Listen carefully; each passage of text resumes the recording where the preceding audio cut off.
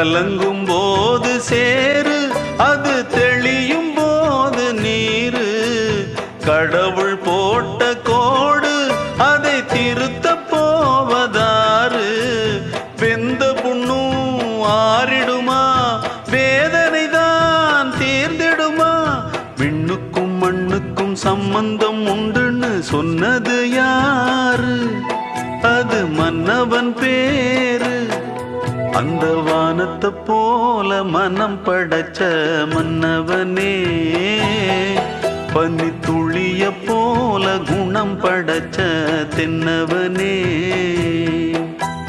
மஞ்சளிலே